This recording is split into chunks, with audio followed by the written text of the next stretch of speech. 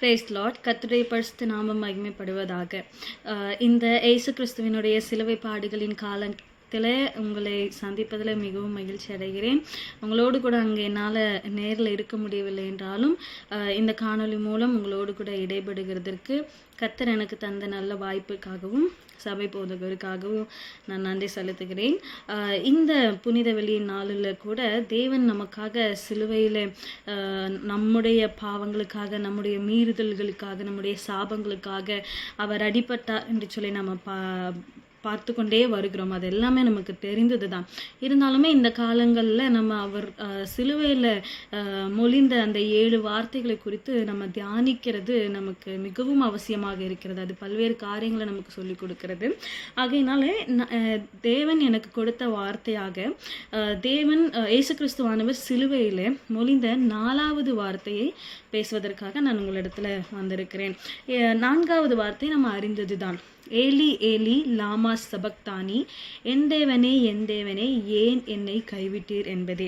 இதை நம்ம எங்கே பார்க்கலாம் அப்படின்னு பார்த்தீங்கன்னா, வேதாகமத்தில் மத்தேயு புஸ்தகத்தில் 27வது அதிகாரம் 46வது வசனத்திலையும், மார்க் புஸ்தகத்தில் 15வது அதிகாரம் 34வது வசனத்திலையுமே நம்ம அதை பார்க்குறோம். மார்க் புஸ்தகத்தில் பார்க்கும் பொழுது ஏலோயி ஏலோயி லாமா சபக்தானி என்று சொல்லி இருக்கும். ரெண்டுத்துக்கும் வித்தியாசம் என்ன அப்படின்னு கேட்டால் பெருசாக கிடையாது. ஏழி ஏழி அப்படின்னு பார்த்தோம் அப்படின்னா, அந்த ஏழி ஏழிங்கிறது எந்த மொழியினுடைய மொழிபெயர்ப்பு அப்படின்னு பார்த்தோம்னா அரேமிய மொழியினுடைய மொழிபெயர்ப்பாக இருக்கிறது. எலோயி எலோயி என்பது அது எப்படி தமிழில் பல வட்டார வழக்குகள் சொற்கள் இருக்கிறதோ அது போல எலோயி என்பது கலிலேய வழக்கிலே என் தேவனே என் தேவனே என்பதற்கான அர்த்தமாக குறிப்பிடப்பட்டிருக்கிறது. நீங்கள் எல்லாம் ஒன்று கவனித்தீர்களான்னு சொல்லி தெரியல. நீங்கள் வேதாகமத்தை வாசிச்சிங்க அப்படின்னு பார்த்தீங்கன்னா 7 இந்த ஒரு வார்த்தையை தவிர மற்ற வார்த்தைகளை நீங்கள் வாசிச்சிங்கன்னா, இப்போ நம்ம ஆங்கிலத்தில் வேதாகமத்தை நான் படிக்கிறேன் அப்படின்னா இந்த வார்த்தைகள் ஆங்கிலத்தில் நமக்கு குறிப்பிடப்பட்டிருக்கும். இதே ஹிந்தியில் வாசிக்கிறேன்னா ஹிந்தியில் குறிப்பிடப்பட்டிருக்கும், மலையாளத்தில்னா அதுக்கு தகுந்த மாதிரி குறிப்பிடப்பட்டிருக்கும். ஆனால் இந்த வார்த்தை மட்டும் நீங்கள் பார்த்தீங்க அப்படின்னா இந்த ஏலி ஏலி லாமா சபக்தானி என்று குறிப்பிடப்பட்டு அதன் பிறகு அதனுடைய அர்த்தம் இது அப்படின்னு சொல்லி அந்த மொழியில் போட்டிருக்கும். ஏன் யோசிச்சிருக்கீங்களா? ஏன்னா அது அதனுடைய உண்மையான உணர்வை வெளிப்படுத்துவதற்காகத்தான் இருக்கும் என்று சொல்லி நான் விசுவாசிக்கிறேன். சரி, தேவன் ஏன் இந்த வார்த்தைகளை சொல்ல வேண்டும்? இப்போ இந்த 3 வார்த்தைகள் நம்ம அவர் சொன்னாருங்கும்போது நம்ம பார்த்தோம் இல்லைங்களா? முதல் வார்த்தை மன்னிக்க சொல்லி கேட்குறாரு, அதை பாதுகாப்பு கொடுக்குறாரு. இந்த மாதிரி மற்ற வார்த்தைகளை கொடுத்து நம்ம கவனிக்கும் பொழுது நம்மளுக்கு அது பெருசாக ஆச்சரியத்தை தரவில்லை. சாதாரண வார்த்தைகள் பேசுகிறது போல தான் நம்மளுக்கு ஆச்சரியத்தை தூண்டவில்லை. ஆனால் இந்த 4வது வார்த்தை நமக்கு ஆச்சரியத்தை தூண்டுகிறது இல்லையா? என்ன ஆச்சரியம் அப்படின்னா, நாம் அவரை தேவனாக அறிந்திருக்கிறோம். இயேசு கிறிஸ்து தேவகுமாரன் என்று சொல்லி தான் நம்ம விசுவாசித்து கொண்டிருக்கிறோம். அப்படிப்பட்ட அந்த இயேசு கிறிஸ்து அவர் தேவனாக இருக்க சிலுவையில் தொங்கிக் கொண்டிருக்கும் பொழுது அவர் தேவன் தானே. தன்னை விடுவித்துக்கொள்ள, தன்னை காப்பாற்ற அந்த வலியை கூட அவர்னால தாங்க முடியாதா? அவர் தன்னை காப்பாற்ற சொல்லி இல்லை என்னை கைவிட்டுட்டாரேன்னு ஒரு பரிதாபமான நிலையில் அவர் இப்படி கெஞ்சுறாரே அப்படின்னு சொல்லி பல புறஜாதிகள் கூட நம்மிடத்துல நம்மளுடைய விசுவாசத்தை சோதிக்கும்படியாக கேள்வி கேட்கிறத நம்ம கவனித்திருக்கலாம் இல்லைங்களா? இதுக்கெல்லாம் காரணம் என்ன அப்படின்னு சொல்லி நம்ம பார்க்கணும். நீங்கள் நிறைய வாசிச்சிருப்பீங்க. இந்த சிலுவையில் தேவன் சொன்ன அந்த 7 வார்த்தைகளும் அவர் சிலுவையில் பூத்த ஒரு 7 பூக்கள் என்று சொல்லி நம்ம பார்ப்போம். அது மாதிரி இந்த 4வது வார்த்தை எந்த பூவை குறிக்கிறது என்று சொன்னால் பரிதவிப்பு. சிலுவையில் தேவன் பரிதவித்தவராக காணப்படுகிறார் இல்லைங்களா? இதே நம்ம உங்களுக்கு எடுத்துக்காட்டாக கூறணும் அப்படின்னா, இந்த வசனமானது ஒரு தீர்க்க தரிசனத்தின் வெளிப்பாடாக கூட நீங்கள் எடுத்துக்கலாம். தீர்க்க தரிசனத்தின் வெளிப்பாடு அப்படின்னு பார்த்தோம்னா, சங்கீதம் 22வது அதிகாரம் 1வது வசனத்தை பார்த்தீங்கன்னா அதுலேயுமே நமக்கு குறிப்பிடப்பட்டிருக்கிறது. என் தேவனே என் தேவனே ஏன் என்னை கைவிட்டீர், எனக்கு உதவி செய்யாமலும் நான் கதறி சொல்லும் வார்த்தைகளை கேளாமலும் ஏன் தூரமாயிருக்கிறீர் என்று சொன்னதான இந்த வசனம். இந்த வசனத்தினுடைய தீர்க்க தரிசன நிறைவேறுதலாகத்தான் இந்த வார்த்தையை நான் பார்க்கிறேன். சரி, ஓகே, இந்த வார்த்தையை தேவன் ஏன் சொல்ல வேண்டும்? இந்த வார்த்தை மாத்திரம் ஏன் நமக்கு ஆச்சரியத்தை உண்டாக்குகிறது என்று சொல்லி நம்ம பார்த்தோம் அப்படின்னா, அவருடைய அந்த நிலைக்கு காரணம் என்ன, அவருடைய நிலைக்கு காரணம் என்ன என்று சொல்லி நம்ம பார்த்தோம்னா, ஏசாயாவின் புஸ்தகத்தில் 53வது அதிகாரம், ஏசாயாவின் புஸ்தகத்தில் 53வது அதிகாரம் 10வது வசனத்தில் நம்ம வாசிக்கும் பொழுது, கர்த்தரோ அவரை நொறுக்க சித்தமாகி அவரை பாடுகளுக்கு உட்படுத்தினார்.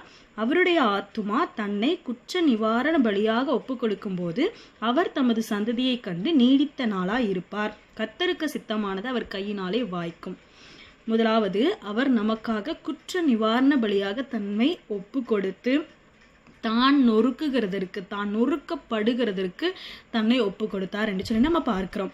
அடுத்ததாக 2 கொரிந்தியர் 5:21 வசனத்துல, நாம் அவருக்குள் தேவனுடைய நீதி ஆகும்படி பாவம் அறியாத அவரை நமக்காக பாவமாக்கினார் என்று சொல்லி நம்ம பார்க்கிறோம். ஸோ நம்முடைய பாவங்கள் அவர் மேலே அந்த இடத்துல அந்த நேரத்தில் இருந்தது என்று சொல்லி தான் நம்ம பார்க்கணும். அதனால் அவர் நமக்காக பாவமானார். நம்முடைய பாவங்களையும் நம்முடைய சாபங்களையும் தீர்க்கிறதற்காக தன்னை குற்ற நிவாரண பலியாக அவர் ஒப்பு கொடுத்தார். அதுதான் சிலுவையில் அவர் தொங்கிக் கொண்டிருக்கும் பொழுது அவருடைய நிலையாயிருந்தது என்று சொல்லி நம்ம பார்க்கிறோம். இந்த வார்த்தை எப்போ அவர் பேசினாரு அப்படின்னு நம்ம பார்த்தோம்னா, வசனத்தின் அடிப்படையில் அவர் 9ஆம் மணி நேரத்தில் இதை பேசினார் என்று சொல்லி நம்ம பார்க்கிறோம். 9ஆம் மணி நேரம் அப்படின்னா கிட்டத்தட்ட 6லிருந்து 9 மணி வரை, அதற்கப்புறம் அவர் இது பேசினார். அப்போ அவர் பேசின முதல் 3 வார்த்தைகள் அந்த 9ஆம் மணி நேரத்திற்கு அல்லது அந்த 3 மணி நேரத்துக்கு முன்பதாக அவர் பேசின வார்த்தைகள். அந்த 3 மணி நேரம், அதற்கு பிறகு அந்த 3 வார்த்தைகள் பேசி முடித்த பிறகு அந்த 3 மணி நேரம் அவர் எதுவுமே பேசலை. அவர் அமைதியாக காணப்பட்டார். அந்த 3 மணி நேரம் கழித்து 9ஆம் மணி நேரத்தில் தான் இந்த வார்த்தை அவருடைய வாயிலிருந்து வெளிப்படுகிறது. அந்த 9ஆம் மணி நேரம் என்பது என்ன நம்ம பார்த்துருக்குறோம் இல்லைங்களா? 9ஆம் மணி நேரத்தில் பேதுருவும் யோவானும் ஜபவேளையாகிய 9ஆம் மணி நேரம் என்று சொல்லி நம்ம அப்போஸ்தலரில் நம்ம வாசிக்கலாம். அப்போஸ்தலர் 3:1 நம்ம வாசிக்கலாம். கொர்நேலியு ஜபம் பண்ணி கொண்டிருந்த நேரம் 9ஆம் மணி நேரம் என்று சொல்லி நம்ம அப்போஸ்தலர் 10வது அதிகாரத்தில் நம்ம வாசிக்கலாம். ஸோ அப்போ அந்த 9ஆம் மணி நேரம் என்பது ஜபவேளையாக காணப்படுகிறது. நம்முடைய நேரப்படி அதை என்னன்னு சொல்கிறாங்க அப்படின்னா, நண்பகல் முதல் மதியம் 3 மணி வரை தான் அந்த 3 மணி நேரம் அமைதல் உண்டாயிற்று அப்படின்னு சொல்லி சொல்லுகிறாங்க. சரி, அந்த 3 மணி நேரம் அப்படி என்னதான் ஆச்சு அப்படின்னு நம்ம பார்த்தோம்னா, அதே மத்தேயுல நம்ம 27வது அதிகாரம் 45வது வசனத்தில் நம்ம வாசிக்கிறோம். 6ஆம் மணி நேரம் முதல் 9ஆம் மணி நேரம் வரைக்கும் பூமி எங்கும் அந்தகாரம் உண்டாயிற்று. அப்படியே அமைதலாக அந்தகாரம், ஒரு வெளிச்சமும் ஒரு ஒளியுமே அந்த இடத்துல இல்லை. நான் எதனால அந்தகாரம் உண்டாயிருக்குன்னு சொல்லி நான் நினைக்கிறேன் அப்படின்னா, தேவன் பல இடத்துல சொல்லியிருக்கிறார், நானே இந்த உலகத்திற்கு ஒளியா இருக்கிறேன், வெளிச்சமா இருக்கிறேன். நீங்க வசன ஆதாரம் கேட்டீங்கன்னா 1 யோவான் 1:15வது அதிகாரத்துல நம்ம வாசிக்கிறோம். உலகத்திற்கு ஒளியா இருக்கிற அவர் அந்த இடத்துல பரிதபிப்பினாலே யாருமே அந்த நிலைக்கு போகக்கூடாத ஒரு நிலையில அவர் தொங்கிக் கொண்டிருந்தபடியால், ஒளியே தொங்கிக் கொண்டிருந்தபடியால் அந்த இடத்துல அந்தகாரம் உண்டாயிற்று என்று சொல்லி நான் புரிந்து கொள்கிறேன். சரி, ஏன் அந்த இடத்துல அந்தகாரம் உண்டாயிற்று? ஏன் அந்த அந்தகாரம், அந்த அந்தகாரத்தினுடைய வெளிப்பாடு என்ன, அந்த அந்தகாரத்திற்கான அர்த்தம் என்னவென்று சொல்லி நம்ம பார்த்தோம்னா, நம்ம முதல்ல இருந்தே பார்த்துருக்கிறோம், பிதாவும் ஏசு கிறிஸ்துவும் வேற வேற அல்ல. பிதாவுக்கும் ஏசு கிறிஸ்துவுக்குமான ஐக்கியம் ஒரு பெரிய ஒரு உன்னதமான ஒரு ஐக்கியம். என்னைக்குமே பிதாவும் ஏசு கிறிஸ்துவும் பிரிந்திருக்கவில்லை. பிதாவும் ஏசு கிறிஸ்துவும் தனியா விடப்படவில்லை, பிரிந்திருக்கவில்லை. பிதாவும் ஏசு கிறிஸ்துவும் தனியா விடப்படவில்லை. ஏசு கிறிஸ்து பிதாவினிடத்திலிருந்து தனியாக விடப்படவில்லை. அதற்கான வசனங்கள் நம்ம பார்த்தோம் அப்படின்னா, யோவான் 8:29 நீங்க படிக்கலாம், யோவான் 8:16 படிக்கலாம், யோவான் 10:30 நம்ம படிக்கலாம். ஒரு வசனத்தை நான் வாசிக்கிறேன். யோவான் 10:30, நானும் பிதாவும் ஒன்றாய் இருக்கிறோம் என்பதுதான் அந்த வசனம். அப்போ அந்த அந்தகாரத்தினுடைய வெளிப்பாடு என்ன அப்படின்னு நம்ம பார்த்தோம்னா, நம்ம முதலே சொன்ன குற்ற நிவாரண பலியாக தேவன் சிலுவையில் தொங்கி கொண்டிருக்கிறார். அப்போ நமக்காக அவர் பாவமாயினார் இல்லையா? அப்போ எல்லா பாவங்களும் சிலுவையிலே இயேசுவின் மேலே இருந்தது. நம்முடைய தேவனுக்கு ஒரு அழகான பேர் இருக்குது. அழகான இல்லை, உண்மையான பேர் என்னன்னு சொன்னா, பாவத்தை பாராத சுத்த கண்ணர் நம்முடைய இயேசு கிறிஸ்து இல்லைங்களா? அப்படி ஒரு பரிசுத்தமான தெய்வம் பாருங்க. அவர் பாவத்தை பாராத சுத்த கண்ணர். என்னதான் தன்னுடைய குமாரனாகவே இருந்தாலும், என்னதான் இந்த மனுஷர்களை ரட்சிக்க இந்த உலகத்திற்கு வந்த மனுஷகுமாரனாகவே இருந்தாலும், அவர் சிலுவையில இப்போ இருக்கிற நிலைமை என்னன்னா, அவர் மேல எல்லா பாவமும் வந்துருச்சு. அவர் இப்போ பாவத்தின் ரூபத்துல அவர் தொங்கி கொண்டிருக்கிறார். இப்போ பாவத்தின் ரூபத்துல தொங்கி கொண்டிருக்கிற இயேசுவின் இடத்திலிருந்து தேவன், பாவத்தை பாராத சுத்த கண்ணராகிய தேவன் தன்னை திருப்பி கொண்டார். அப்போ ஆட்டோமேட்டிக்கா அந்த இடத்துல என்ன ஆகுது, தேவனுக்கும் இயேசு கிறிஸ்துவுக்குமான ஐக்கியம் அந்த இடத்துல கட் ஆகுது. தேவனும் பிதாவும் பிதாவும் இயேசு கிறிஸ்துவும் தனித்து விடப்படவில்லை என்று சொல்லி நம்ம பார்த்தோம். ஆனா அந்த நேரத்துல அந்த 3 மணி நேரம், அந்த கொஞ்ச நேரத்துல இயேசு கிறிஸ்துவும் பிதாவும் தனித்து விடப்பட்டார்கள். இயேசு கிறிஸ்து பிதாவின் இடத்துல தனித்து விடப்பட்டார். அவர்களுடைய ஐக்கியம் அந்த இடத்துல கட் ஆயிடுச்சு. அப்ப தேவன் ஏன் இந்த வார்த்தைகளை கதறுகிறார்? நான் நினைக்கிறேன், வழிகள் இவ்வளோ வழி இருக்குதான், வழி இருக்கு. இப்போ நம்ம பார்த்தோம்னா அவருடைய சிலுவை பாடுகளை நம்ம பார்த்தோம்னா, அவரை போர் சேவகர்கள் காரி துப்புகிறாங்க, அவருடைய சட்டையை கிழிக்கிறாங்க, வாரினால ஒன்று குறைய எவ்வளோ அடிகள் அந்த வாரினாலே அவர் வாங்கினாரு. அவர் மேல முள் கிரீடம், கண்களை துளைத்து இது இருக்கிற முள் கிரீடத்தை வைக்கிறாங்க. இத்தனை பாடுகளை பட்டும் பொழுதும் அவர் மயிர் கத்திரிக்கிற ஆட்டை போல, வாய் திறவாத ஆட்டை போல அமைதியா தான் இருந்தார். இவ்வளவுதான் அவர் கதறல. ஆனா ஏன் இப்ப கதறுகிறார் என்று சொல்லி பார்த்தோம்னா, அவருக்கும் பிதாவுக்குமான ஐக்கியம் அந்த இடத்துல விடுபட்டுருச்சு, அந்தகாரம் வெளிப்பட்டுருச்சு. தேவனுக்கும் அவருக்குமான அந்த ஐக்கியம், அந்த ஒரு கனெக்ஷன் அந்த இடத்துல இல்லைங்கிறத நினைச்சுதான், ஐயோ நான் என்னை இப்படி விட்டுட்டீங்களே என் தேவனே, என் தேவனே ஏன் என்னை கைவிட்டீர் என்று சொல்லி பரிதவிப்பினால அந்த இடத்துல அவர் இந்த வார்த்தைகளை மகா சத்தமாய் சொன்னார் என்று சொல்லி நம்ம பார்க்கிறோம். இதுக்கான வசன ஆதாரங்களை நம்ம பார்க்கணும்னா ஏசாயா 59:2 நம்ம பார்க்கிறோம்.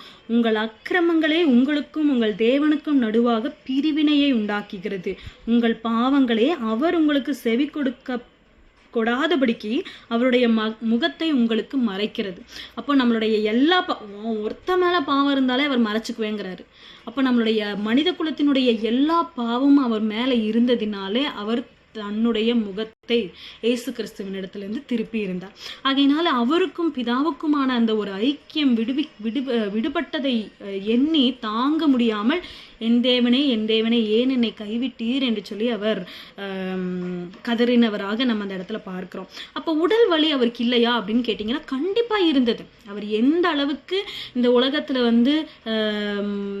தேவனாக மனுஷகுமாரனாக இருந்தாரோ அதே மாதிரி 100% மனிதனாகவும் இந்த உலகத்திலே அவர் வாழ்ந்தார். ஆகையினால மனிதனுக்கு என்னென்ன, சாதாரண மனிதனுக்கு அடிச்சா எப்படி வலிக்குமோ, சாதாரண மனிதனுக்கு என்னென்ன உணர்வுகள் இருக்குமோ அந்த எல்லா உணர்வுகளும் இயேசு கிறிஸ்துவுக்குள்ளாகவும் இருந்தது. ஏசாயா 53:5 நம்ம பார்க்கணும், நம்முடைய மீறுதல்கள் நிமித்தம் அவர் காயப்பட்டு, நம்முடைய அக்கிரமங்களின் நிமித்தம் அவர் நொறுக்கப்பட்டார், நமக்கு சமாதானத்தை உண்டு பண்ணும் ஆக்கினை அவர் மேல் வந்தது, அவருடைய தழும்புகளால் குணமாகிறோம். அதனால அந்த வழியினாலும் கூட அவர் கதறி இருக்கலாம். ஆனா அது மட்டும் காரணம் கிடையாது. முக்கிய காரணம் அவர் அந்த ஐக்கியத்தை இழந்ததை தன்னுடைய மனதில் உணர்ந்தார். ஸோ இவ்வளவுதான் அந்த வார்த்தையினுடைய முக்கியமான ஒரு காரணமாக, அவர் இந்த வார்த்தையை பயன்படுத்தினதற்கான ஒரு காரணமாக நான் கருதுகிறேன். அப்போ இதுல இருந்து நம்ம என்ன கத்துக்கணும் அப்படின்னு நம்ம பார்த்தோம்னா, ஏசு கிறிஸ்துவே, அதாவது பிதாவும் ஏசு கிறிஸ்துவும் வேற வேற இல்லை இல்லையா? ஆனா ஏசு கிறிஸ்துவே 3 மணி நேரம், கொஞ்ச நேரம் பிதா தன்னை விட்டு திருப்பி கொண்டார். பிதாவுக்கும் தனக்குமான ஐக்கியம் விடுபட்டதை எண்ணி அவர் அவ்வளவு கதறினார். அப்போ சாதாரண மனுஷர்களாகிய மானிடர்களாகிய நாம ஏமாத்திரம் இல்லையா? ஆக எல்லாமே நம்ம ஒவ்வொரு நாளும் தினமும் தேவன் என்னை கைவிட்டுட்டாரா, நான் ஏதாவது பாவம் செஞ்சுட்டேனா, இதனால எனக்கும் தேவனுக்கும் இருக்கிற ஐக்கியம் விலகிடுமோ என்று சொல்லி ஒவ்வொரு நாளும் ஒவ்வொரு நிமிடமும் ஒவ்வொரு நொடியும் நம்ம யோசிச்சு பார்த்து தேவனை நோக்கி, அப்படி ஏதாவது நம்முடைய உணர்வுகள் நம்மளுக்கு சொல்லுது, நம்மளுடைய மனசாட்சி, தேவன் தந்த தீபமாகிய மனசாட்சி நம்மளுக்கு உணர்த்துது என்று சொன்னால் அந்த நிமிஷமே எல்லாருமே நம்ம தேவனை நோக்கி, தேவனே என்னை கைவிடாதிரும். தாவீது பத்சேபாள் இடத்துல பாவத்திற்குட்பட்ட பிறகு கதறி அழுதான். அது போல நம்மளும் கதறி ஒவ்வொரு நிமிடமும் கதறி அழுகணும். கதறி அழுது, தேவனே என்னை கைவிடாதீங்க தேவனே என்று சொல்லி அவரிடத்துல கதறி அழுது அவரிடத்துல நம்ம கூட்டி நம்ம கிட்ட சேர்றதற்கான வழியை நம்ம பார்க்கணும். ஏனென்று சொன்னால் தேவனுக்கும் நமக்குமான ஐக்கியம் எவ்வளவு முக்கியமானது என்பதை குறித்து இந்த வார்த்தைகள் நமக்கு அதிகமாக விளக்குகிறது. ஆகையினால நம்ம ஒரு தடவை ரட்சிக்கப்பட்டவர்களாக இல்லை, அடிக்கடி நம்முடைய சபை போதகர் சொல்லுகிறது போல அனுதின ரட்சிப்பு நம்மளுடைய வாழ்க்கையில மிகவும் மிகவும் அவசியமாக இருக்கிறது. நம்ம ஒன்று மட்டும் நம்ம நினைவில் வச்சுக்கணும், கைவிட தெரியாதவராகிய தேவன் நமக்காக கைவிடப்பட்டார். கைவிட தெரியாதவர் நமக்காக கைவிடப்பட்டார்.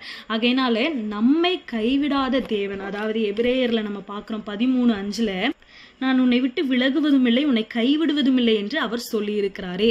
ஆகையினால அவர் நம்மை தேவன் பாவங்கள் இருந்ததுனால திருப்பி கொண்டார். ஆனால் நமக்கு அவர் என்ன ஒரு இது சொல்றாரு அப்படின்னா, அவரே சொல்றாரு, நான் உன்னை கைவிடவும் மாட்டேன், உன்னை விட்டு விலகவும் மாட்டேன்னு சொல்றாரு.